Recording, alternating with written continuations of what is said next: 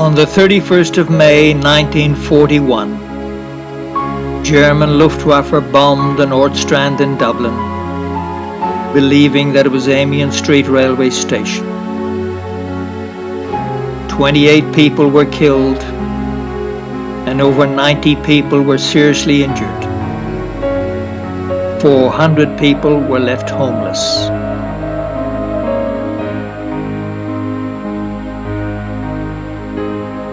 My parents lived in the North Strand at that time with my 2 sisters and my eldest brother. One of my sisters was injured in the bombing, and our house was completely destroyed. My parents were later rehoused at 24 Carnlough Road in Cabra West. But in 1947, they transferred to the new housing estate in Killester, where I was born a year later in 1948.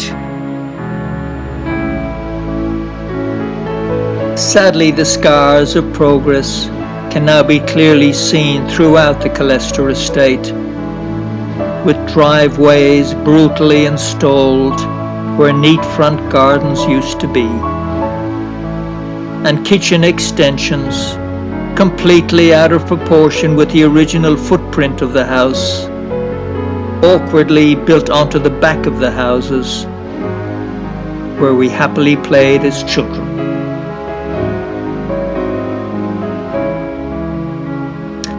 But it wasn't always like this.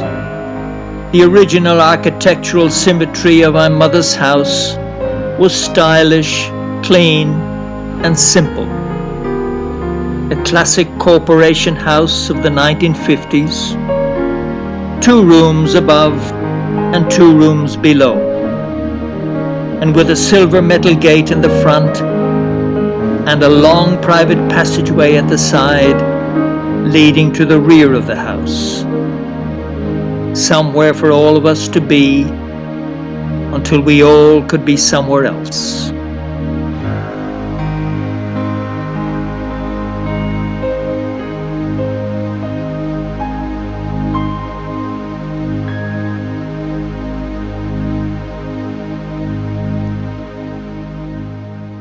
When we first moved to Killester, a single wire lay stretched across the telegraph pole that stood outside our neighbour's house.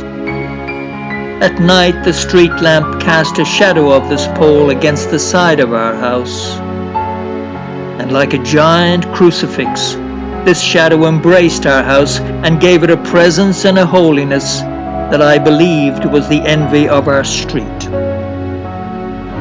An emerald green postbox stood directly across from our house, and before the trees were planted, this postbox was the only colourful break on the endless cement pavements that stretched all the way to the top of the hill, where the giant green corrugated iron church stood proud and dominated our street and my life for over 21 years. And when I emigrated to Australia exactly 50 years ago, I always knew that there would be an emotional price to pay for leaving my father, and especially for leaving my mother. But I never imagined for a single moment that there would also be an emotional price to pay for leaving the house.